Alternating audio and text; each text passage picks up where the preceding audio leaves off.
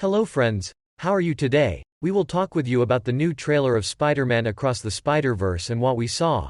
The first movie was the movie that I loved very much and thought it was the best Spider-Man movie.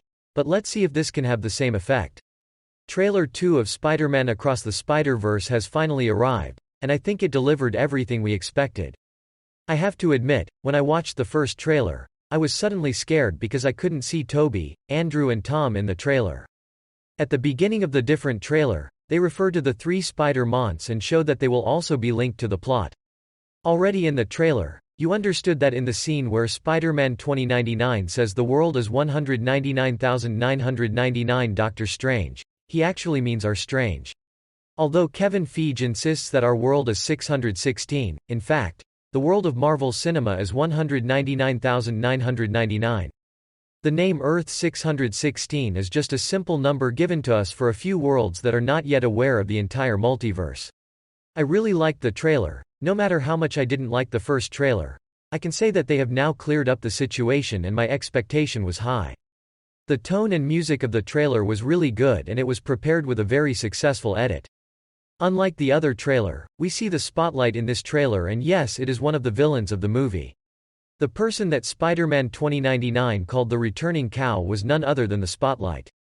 Before and after, Doctor Strange's spell shattered the entire multiverse. It is even possible that the characters he sends back to their own universe at the end of the movie are actually scattered in other universes. In this case, it was Spider-Man 2099, Miguel, who cleaned the back of Strange. Because the event mentioned here has a greater depth than you think.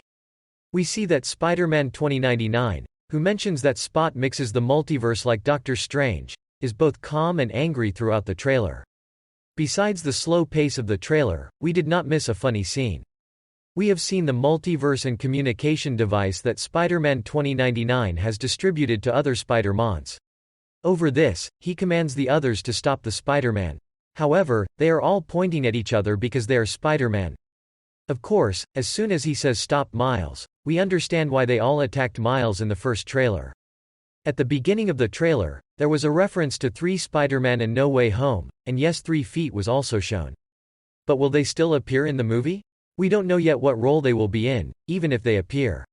In another very nice detail, we see Mayday Parker, Peter B. Parker's little daughter, in the trailer, and yes, she has powers too. In the first movie, Peter B. It was shown that Parker was going through hard times and even ended the relationship just because of this child issue. But when she returned to her own universe, she managed to put everything right. They also showed the venomous and sharp teeth of Spider-Man 2099 in the trailer. He was a prominent character in comics not only with his claws, but also with his fangs. I'll touch on him a little later. I can say that they made a clever move and left the fans wondering. I think they marketed Spider-Man 2099 very well before the movie even came out, because it is already both the leader of the Spider-Mons and the most essential character in the movie. As for Miles, like Peter in the movie No Way Home, he has the opposite opinion.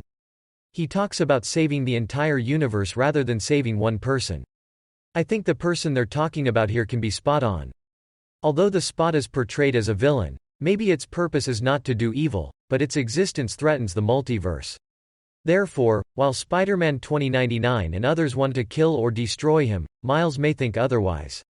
Already when Miguel was talking about those horror No Way Home events, the world was saying don't make me tell the story of 199,999 Strange. In Spider-Man No Way Home, Peter also argued that bad guys can get rid of, but Strange, and as a result, the whole multiverse came together. So while he was proving that saving the bad guys is not a solution, he was giving an example from the movie No Way Home. But they have officially shown us in this trailer that an event similar to the subject of No Way Home can be handled here as well. When Miles and Spot first meet, he'll think he's just helpless, rather than with a malicious intent. But they say it must be killed because the existence of the Spot threatens the multiverse and other life forms. Now let's see how Spider-Man 2099 is different from the others and how strong he is. This is an important topic because Miles will be hard to fight with and it's sure he can't do it alone. Yes, the most powerful and leading role we can see in the movie will be Spider-Man himself. Actually, there is no problem with that. Spider-Man 2099 is indeed the strongest. Physically, Spider-Man 2099's body is larger and more muscular, while other Spider-Mons look weak and frail. So what is it that makes it special? Basically he's also a Spider-Man, but he also has bigger features. Apart from the technology that the future and alternate universe offer it, Spider-Man 2099's webs are organic. Normally, even in the original comics, the Spider-Man's webs were not organic, a feature unique to Tobey's Spider-Man in the cinematic universe. The reason for this was not done on purpose, it was the work of the producers who thought that it would be ridiculous for Peter to develop a net thrower under the conditions of that period. First of all, it is impossible for other Spider-Men to produce organic spider webs, so they prepare their own chemical mixtures. Synthetic spider webs are both weaker and dissolve and disperse over time. However, webs made from organic spider silk are both stronger and take years to dissolve.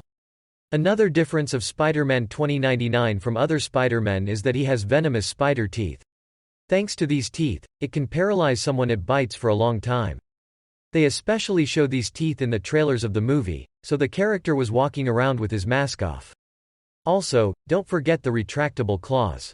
Most people think these claws are because of the costume, but that's one of his physical traits. You also know that Spider-Man 2099 can technically recover almost as fast as Deathpool and has a long life. Although it can heal any cut or wound in a matter of minutes, it has been known to heal severed limbs. Miguel is aging very slowly at that Hara, which gives him a long life. Another feature that ordinary Spider-Men do not have is that he has night vision. He can see his surroundings with the same clarity even at night. In addition, the character also has telepathic powers. So in a way, it's like mind reading and silent communication.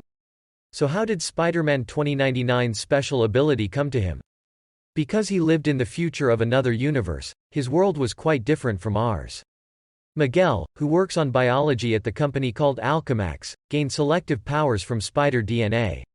He gains these powers in a very controlled way. There are also things that are bad for him. For example, he stated that he had a hard time talking with such long and pointed teeth as he could not retract his teeth like his claws. That's why Spider-Man 2099 isn't a talking character unless it's necessary or angry. Now let's move on to the other universes issue and to our Doctor Strange issue. Earth 616 is the main universe in the Marvel Comics, and all other universes are derived from this universe. If it's Marvel's cinematic universe, the world counts as 199,999. And that's why Spider-Man Across the Spider-Verse movie exceeded this number.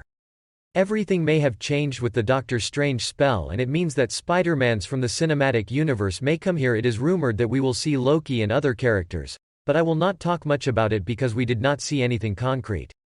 In this case, Tom Holland's Spider-Man definitely cannot come from World 616, so the name World 199,999 must be used. Also, considering that Sony is acting according to the comics in this animated movie, maybe they will send Miles to the world of Tom Holland at the end of this whole story. And I think they'll somehow include them here, because they've already signaled that, and that would be a smart move. This universe that we're watching cinematically right now is actually a reflection of the universe in the comics, but it's not the same. The same goes for Miles, because the Green Goblin should have killed Peter in his world.